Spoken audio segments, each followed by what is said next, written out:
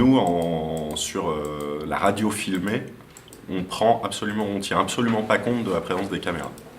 Le seul moment où on en tient compte, c'est qu'on place l'invité qui est au départ des politiques et aujourd'hui la plupart des autres invités dans le studio face à une caméra.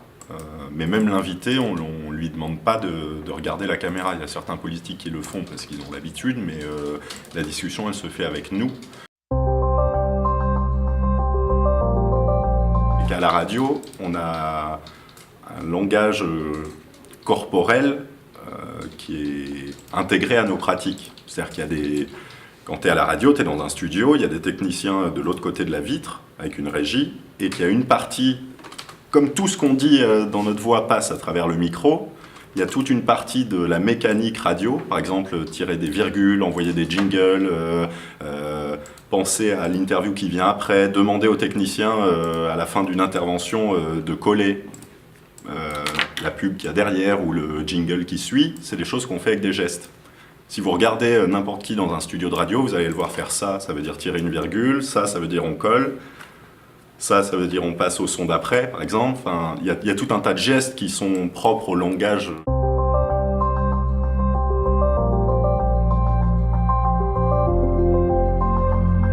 C'est que l'image occulte toute une partie de ce qui se passe. C'est-à-dire que si quelqu'un agite les bras, que vous le vouliez ou non, je pense que c'est chez 90% des gens qui regardent une télé, votre attention elle va être focalisée sur ses gesticulations et plus sur ce qu'il dit. Je vais prendre un autre exemple. N'importe qui fait un journal à la radio, sa famille l'entend, on va lui dire « Ah, on t'a entendu, tu parlais de ça ». Il fait le même journal à la télé 1 heure après, sa famille le voit, elle va lui dire « Ah, on t'a vu, t'étais habillé comme ça ».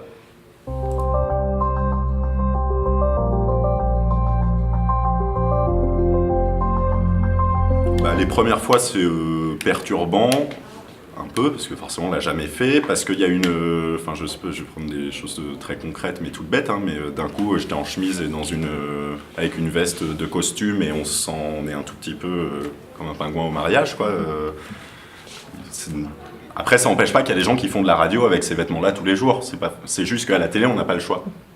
À la télé, moi, si j'arrive avec... Et même, je pense que ça s'est détendu aujourd'hui, le code vestimentaire, c'est quand même peut-être plus à ce point-là, mais il y a des choses on ne peut pas lutter contre. C'est-à-dire qu'on fait de l'info, on fait un sujet sérieux. Si j'arrive en pull de Noël, déjà on va regarder que ça. Et donc en fait on détourne l'attention. Et il y a une espèce de normalisation des images qui est dans l'esprit des téléspectateurs, même inconsciemment.